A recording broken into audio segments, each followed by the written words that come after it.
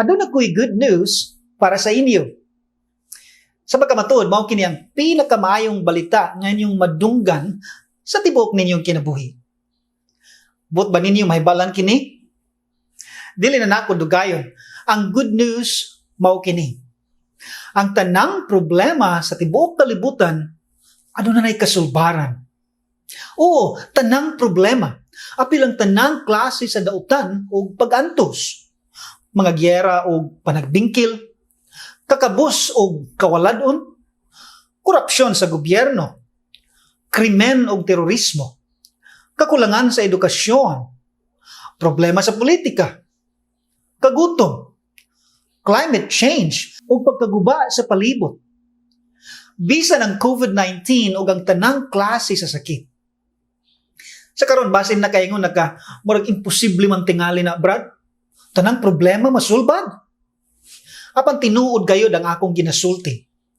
Moabot ang panahon ug kana haduol na nga ang tanang problema sa kalibutan mahimong masulbad. Sa bilabay nga episode, atong natun-an kung unsa ang tinuod nga ebanghelyo sumala sa Biblia. Atong napamatud-an nga kining ebanghelyo mao ang maayong balita sa gingharian sa Dios. Kining gingharian sa Dios mao ang kasulbaran sa tanang problema sa kalibutan. Apan unsa bagayod ang gingharian sa Dios sumala sa Biblia? Nining episode, atong ipadayon ang pagtuon may tungod niining pinakamaayong balita sa tibuok kalibutan. Ato usab susihon ang 7 ka mga kabag-uhan nga mahitabo dinhi sa kalibutan unya kung ipahaluna na sa Dios ang iyang gingharian.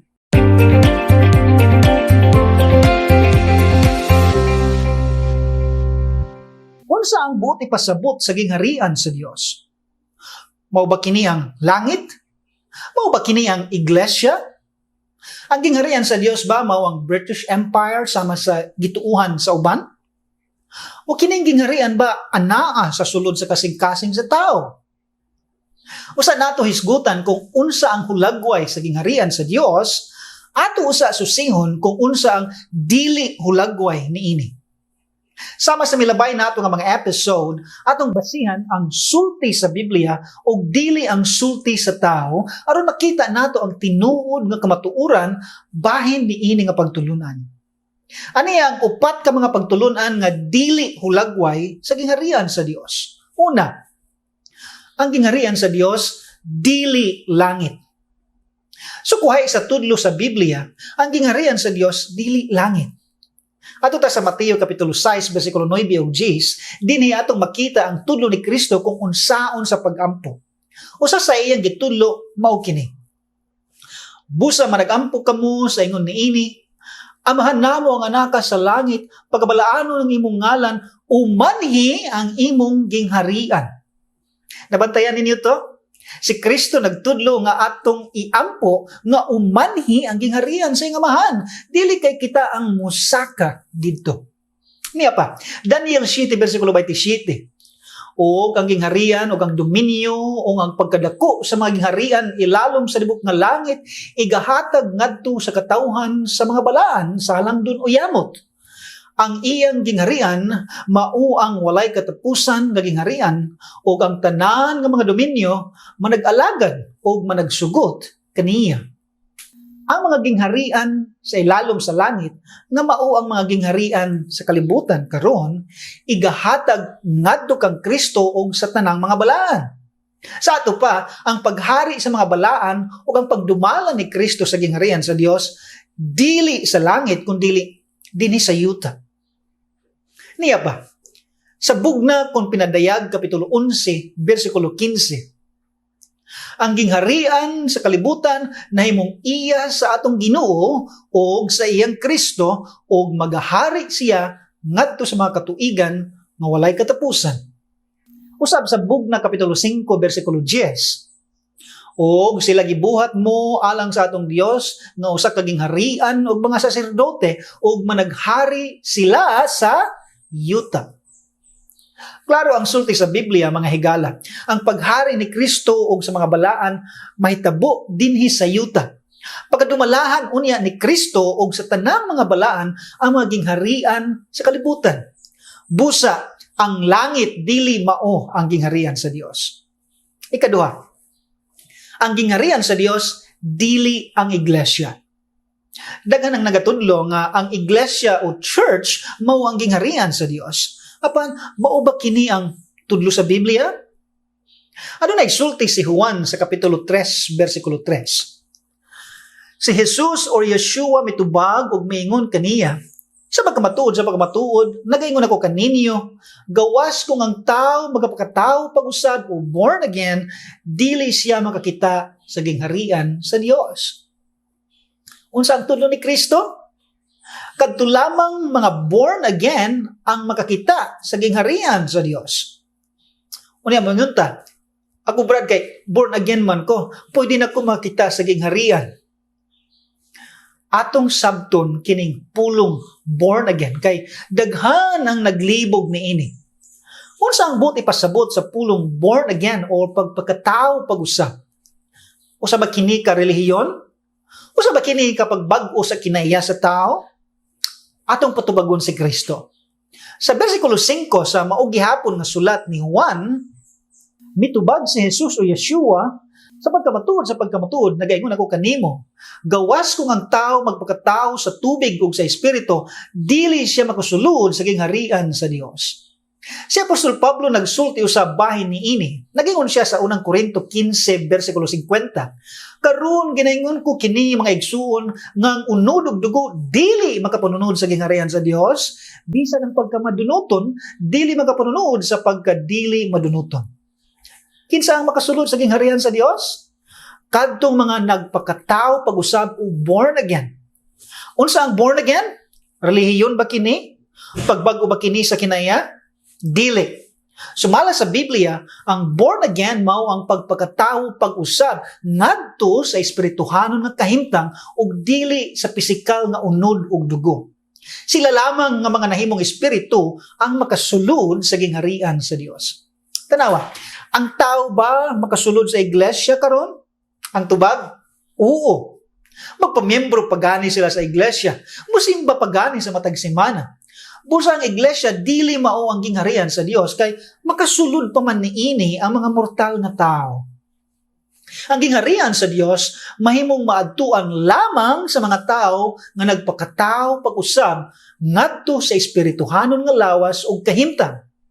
Kana mahitabo sa pagkabanhaw sa mga matarong sa pagbalik ni Kristo. Dili karon. Busa ang iglesia, dili pa mao ang gingharian sa Dios. Ikatulo, ang gingharian sa Dios dili ang imperyo sa Britanya.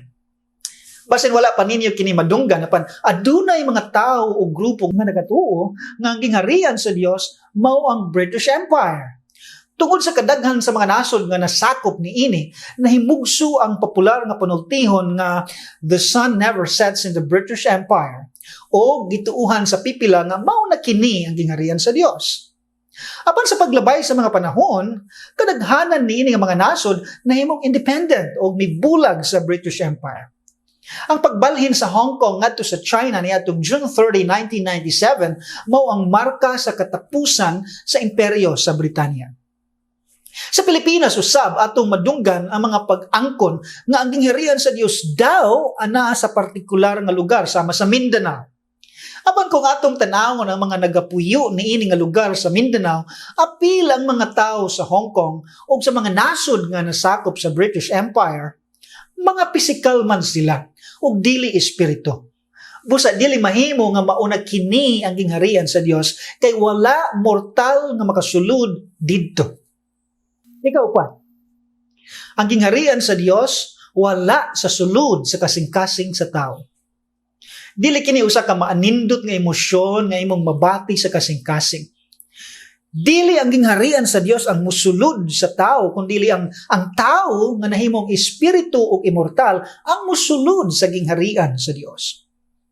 Kining popular nga pagtulunan nahimugso tungod sa sayop nga pagsabot sa usa ka bersikulo sa Biblia. Atong tan-awon kung kining bersikulo bagayod nagatudlo nga ang gingharian sa Dios anaa sa sulod sa tao. Lucas 17 bersikulo 20 ug 21. Og sa gipangutana siya sa mga Farisiyo kung anusa moabot ang gingharian sa Dios, siya mitubag kanila og miingon, dili mo anhi ang gingharian sa Dios pinaagi sa mga pagpaminaw. Og dili usab sila magaingon ania dinhi kun atua didto. Kaya niya karon ang gingharian sa Dios anaa kaninyo. Sa New King James nga hubad sa Biblia, nagaingon ang katapusan bahin sa bersikulo 21, the kingdom of God is within you. Sa ato pa, anaa sa sulod nila. Apan mao ba gayud kini ang buot ipasabot ni Kristo? Atong sabton kini og maayo. Una sa tanan, si Kristo nakighisgot sa mga Farisiyo.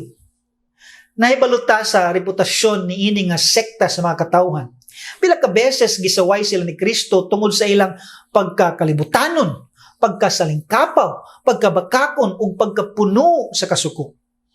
Dili mahimo nga ang gingharian sa Dios musulod ni ini nga klase nga mga tao. Unsa man di ay ang buot ipasabot ni Kristo? Kung atong tan-awon ang Griego nga pulong, ang sakto unta nga hubad niini dili kay within you, kundi among you o in your midst. Ano na yung mga bersyon sa Biblia nga nakuha ang sakto nga paghubad niini? Pananglitan. Sa English Standard Version o Revised Standard Version, atong mabasa ang mga pulong in the midst of you.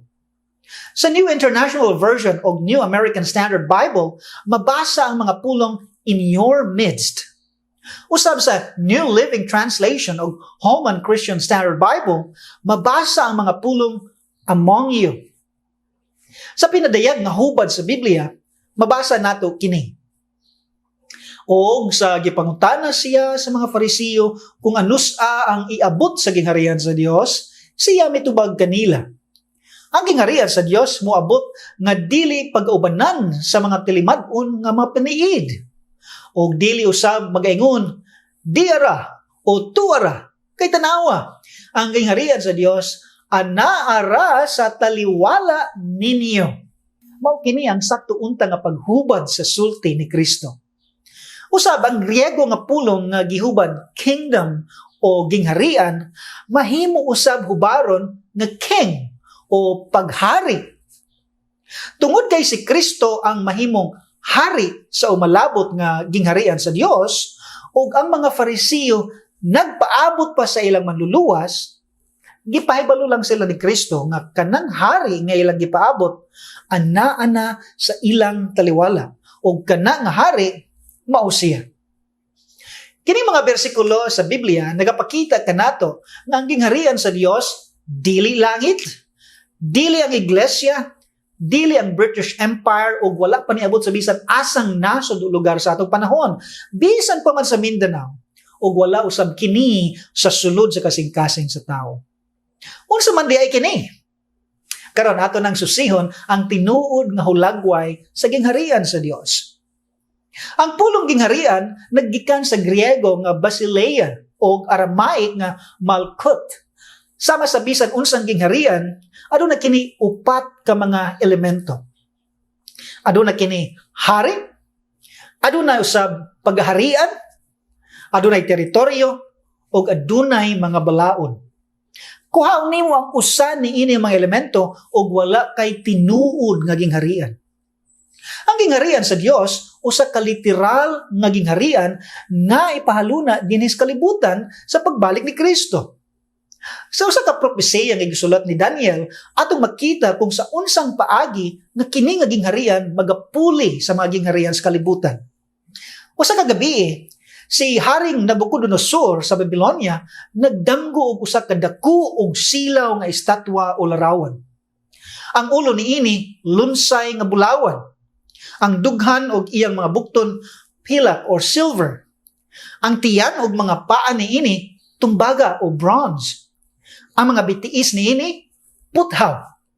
Ang mga tiil may bahin puthaw ug may baing yutang kulunon or clay. Ug samtang nagatan-aw si Haring Nabucodonosor, adunay usa ka dakong bato nga minglapdos sa mga tiil sa larawan ug nadugmok kini. Ug ang bulawan, pilak, tumbaga, puthaw ug ang yutang pulunon nadugmok ug nangahimong sama sa tahop nga ginapalid sa hangin. Kining bato nga ninglapdos sa dakong larawan nahimong usa ka dakong bukid ug gipuno niini ang tibuok kalibutan. Mahimong basahon ninyo ang tibuok istorya sa sulat ni Daniel kapitulo 2 bersikulo 1 hangtod sa 45. Ang mga parte sa lawas sa dakong larawan naggikan sa nagkalain-laing materyales naghulagway sa mga gingharian nga moabot nga mupuli sa gingharian ni Nabucodonosor. Sumala sa history sa kalibutan, makita nato kung unsa kini nga mga gingharian. Ang ulo nga lunsay bulawan mao ang Chaldean or Babylonian Empire niadtong 625 to 539 BC. Ang dughan ug bukton nga pilak o silver mao ang Medo-Persian Empire niadtong 539 to 330 BC. Ang tiyan ug mga paa nga tumbaga o bronze mao ang Greco-Macedonian Empire niadtong 330 to 146 BC. Ang mga bitiis nga puthaw mao ang Roman Empire. Ang duha ka mga bitiis nagapakita nga kining ikaupat nga imperyo mabahin sa duha ka uluhan, ang usa sa Roma ug ang usa sa Constantinople niadtong 146 BC hangtod sa 476 AD. Ang tiil nga bahin puthaw ug bahin yutang pulunan or clay mao ang United States of Europe nga maoy ato pang palaabuton. Basahon nato sa bersikulo 44. O sa mga adlaw niadtong mga haria, ang Dios sa langit magatukod usa ka gingharian nga dili gayud malumpa. Ni ang gahom niana mahibilin sa lain nga katawhan apan kini magadugmok o magaut-ut niining tanan nga mga gingharian o kini mulungtad sa walay katapusan. Kining bersikulo nagapakita kanato nga ang katapusan nga gingharian nga magadumala sa tibuok kalibutan pagapanguluhan og mga hari. Sa Bugna kapitulo 17 bersikulo 12 atong mabasa nga adunay napulo ka mga hari nga magadumalan niini nga katapusan nga gingharian sa kalibutan. Sila ang ginarepresentar sa napulo ka mga tudlo sa tiil sa dakong larawan sa damgo ni Nabucodonosor. Sa panahon sa paghari niini nga mga hari, ang Dios magapahaluna sa iyang gingharian o kini magadugmok sa puthaw, sa tumbaga, sa salapi o sa bulawan sumala sa bersikulo 45 sa Daniel 2. Pagapulihan sa gingharian sa Dios ang tanang gingharian niini nga kalibutan. Busa ang gingharian sa Dios usa gayud ka literal nga gingharian nga magamando o magadumala sa tanang katawhan sa kalibutan. Sama sa Chaldean o Babylonian Empire o sama sa Roman Empire, ang gingharian sa Dios usa ka literal nga pagdumala sa kalibutan. Ang nakalahi lang kay kining gingharian dili na pagadumalahan og tao kundi sa Dios. Pinagi kang Kristo kauban ang mga balaan. Siya ang mahimong hari sa mga hari o may magmando sa tanang gingharian niining kalibutan sa umalabot nga panahon. Adunay usa ka tagna sa daang tugon sa Biblia mahitungod kang Kristo. Sa Isaias kapitulo 9 bersikulo 6 ug 7 nagaingon, kay alam kanato ang usa ka bata na tao, alam kanato ang usa ka anak nga lalaki gihatag, o ang kagamahanan ipatungtong sa iyang baga, o ang iyang ngalan pagatawgon kahibulungang magtatambag, Dios nga makagagahom, amahan nga walay katapusan, prinsipe sa pakigdait, sa kauswagan sa iyang kagamhanan o sa pakigdait, walay katapusan. Ibabaw sa trono ni David o sa ibabaw sa iyang gingharian aron sa pagtukod niini o sa pagtuboy niini nga may hustisya o pagkamatarong sukad karon bisan hangtod sa walay katapusan. Ang kakugi ni Yahweh sa mga panon maoy magahimo niini. Kining propesiya natuman sa diha nga nagpakatao si Kristo. Sa pagbisita ni Gabriel kang Maria, nagingon siya, o ganiya karon ikaw Maria magapanangkon og mag-anak og usa ka batang lalaki ug pagatawgon ang iyang ngalan dili Jesus kundi Yeshua. Nga ang buti pasabot, Yahweh is salvation. Si Kristo usa ka Hudiyo, busa ang iyang ngalan Hebreo o dili English. Siya mamahimong dako o paganganlan nga anak sa taas uyamot o ang Ginoong Dios magahatag kaniya sa lingkuranan nga rianon ni David nga iyang amahan o siya magahari sa balay ni Jacob sa gihapon o ang iyang gingarian walay katapusan. Sa wala pa nagpakatao si Kristo, gibugna na sa anghel nga si Gabriel nga siya mahimong hari o magahari siya sa tanang katawhan o mga nasod sa kalibutan. Asa man ipahaluna kini nga gingharian. Ato ta sa Daniel 7:14. O may gihatag kaniya nga dominyo o himaya o gingharian aron ang tanang mga katawhan, mga nasod o mga pinulungan manag-alagad kaniya. Ang iyang dominyo mao ang dominyo nga walay katapusan, nga dili umalagi o ang iyang gingharian mao kadtong dili mabungkag. Ang tanang tao, mga nasod o mga pinulungan manag-alagad kaniya. Kining mga katawhan, mga nasod o mga pinulungan nga mag-aalagad kaniya aniya dinhis kalibutan. Busa ang gingharian sa Dios ipahaluna dinhis kalibutan. Sa pag-abot sa gingharian sa Dios, adunay dakong kabag-uhan nga mahitabo. Sa sulat sa mga buhat kapitulo 3 bersikulo 21 atong mabasa kini bahin kag Kristo. Nga kinahanglan pagadawaton sa langit hangtod sa pagpahiuli sa tanang mga butang, nga gisulti sa Dios pinagi sa baba sa iyang balang mga manalagna sukad pa sa sinugdan. Unsa kuno? Si Kristo pagadawaton sa langit hangtod sa ato pa dili permanente kundi hangtod sa gitagal nga panahon, hangtod sa pagpahiuli sa tanang mga butang. Aduna di ay pagpahiuli sa tanang mga butang sa kalibutan. Sa ato pa, igabalik sa Dios ang kaniadto nga maayong kahimtang sa kalibutan. Kini nagahisgot sa pagpahiuli sa gobyerno sa Dios ug sa iyang mga balaod. Igapahiuli usab ang kalipay, kalinaw ug kauswagan sa tibuok kalibutan. Unsa pa ang ipahiuli sa Dios? Ani ang 7 ka mga butang nga ipahiuli sa Dios pag-abot sa iyang hingpit nga gingharian. Una, ang mga nasod sa kalibutan pagatudluan sa mga balaod sa Dios o sa sakto nga pagkinabuhi.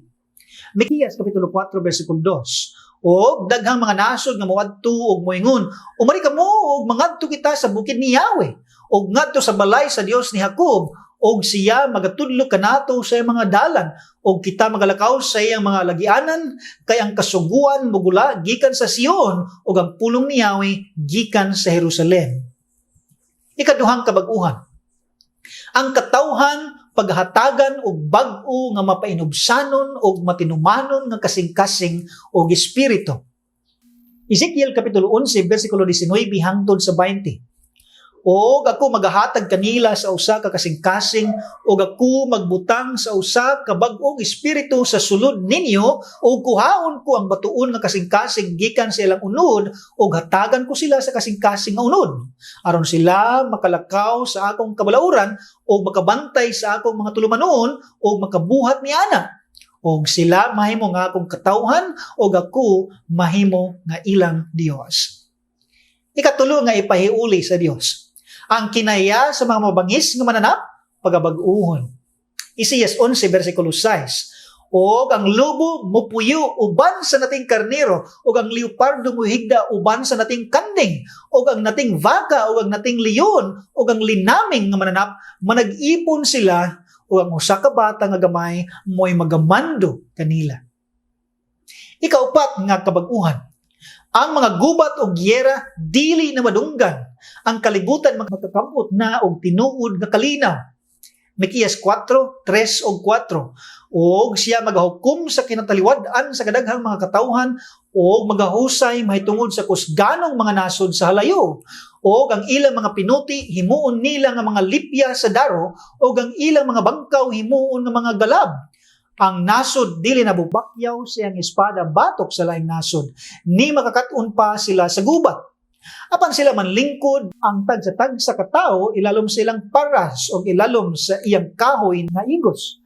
O walay mahadlok kanila, kay ang baba ni Yahweh sa mga panahon nagsulti ni ini.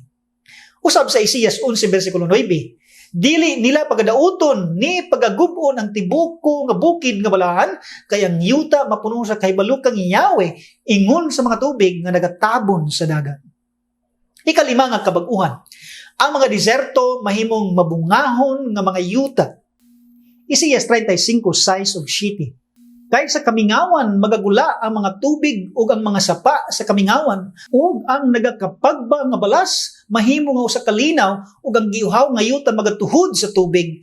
Didto sa puluyan sa mga iro nga halas, diin sila managhigda, mutungha ang balili uban sa mga bagakay ug mga tambo. Ikaunom nga kabag-uhan, ang kakabus masulbad na, magmadagayaon ang agrikultura sa tibuok kalibutan. Amos kapitulo 9, 13 ug 14. Aniya karon ang mga adlaw moabot na, nagaingon si Yahweh, nga ang magdadaron makaapas sa mag-aani ug ang manggigiok sa mga paras makaapas kaniya nga nagasabod sa binhi, ug mga bukid magapatulo sa matamis nga vino, ug ang tanang bungtod mga tunaw. Ug akong bawion ang akong katawhan nga Israel gikan sa pagkabinihag, ug tukuron nila ang guba nga mga syudad ug pagapuyan nila kini. O sila magatanong mga kaparasan o magainom sa vino niana, sila usab mga buhat mga tanaman o magakaon sa bunga ni ana. Ezekiel kapitulo 34, 26 ug 27. Og sila og ang mga dapit nga nagalipot sa akong balaang mga bungtod, buhaton ko nga usa ka panalangin. Og akong paulanon ang ulan sa iyang panahon, moabot ang mga ulan sa panalangin. O ang kahoy sa kapatagan, muhatag sa iyang bunga. O ang yuta, muhatag sa iyang tubo. Ikapito nga ipahiuli sa Dios. Ang mga sakit o tanang kabilinggan sa lawas, mamaayo na. Isaias kapitulo 35, versikulo 5 ug 6. Unya ang mga mata sa mga buta, mga buka. O ang mga igdulungog sa mga bungol, makadungog. Unya ang tao nga piang mulukso sama sa lagsaw o ang dila sa amang mag-aawit. Kaanindot og kahibulungan gayud kini nga malabot nga kahimtang sa kalibutan. Mao kini ang tinuod nga ebanghelyo. Mao kini ang tinuod nga maayong balita. Og kini magakahitabo gayud sa dili madugay nga panahon. Sa katapusan mga higala, ang gingharian sa Dios usa ka literal nga gingharian nga ipahaluna dinis kalibutan. Aduna kini hari, mga paghaharian, aduna kini teritoryo ug mga balaod. Dili kini langit. Dili usab kini mao nga iglesia o ang British Empire. Wala kini sa Mindanao o sa uban pang partes Pilipinas o sa uban pang partes kalibutan sa karon. Wala usab kini sa sulod sa kasing-kasing sa tao. Ang gingharian sa Dios mao usa ka halangdon o gamhanan nga gobyerno sa Dios nga ipahaluna sa kalibutan pagbalik ni Kristo kauban ng iyang mga balaang pinili. Kung buot nimo mahimong parte niini nga gingharian, maghinulsol ka. Imong bag-uhon ang dagan sa imong kinabuhi. Talikdi ang sala og ang imong tawhanong kinaiya og isulob ang pagkamatarong. Ihatag sa Dios ang imong hingpit nga pagsalig ug magpailalom ka sa mga balaod niya. Ang tanang problema o pag-antos nga imong nakita o na-eksperyensya karon mawala o masulbad ra. Kana mahitabo sa pagbalik ni Kristo o sa pagsugod sa iyang paghari sa tibuok kalibutan kauban ang mga balaan. Mao kini ang nahibilin nga sigurado nga paglaom nga mahimo natong kuptan sa taliwala sa dautan ng kalibutan nga atong ginapuy-an karon. Ang paghari ni Kristo haduol na. Busa magngandam kita aron mahimong takos sa pagsulod sa hingpit nga gingharian sa Dios. Kini si Ruel Campos og hangtod sa sunod na usab nga pagtulunan dinhi sa biblicaltruths.tv.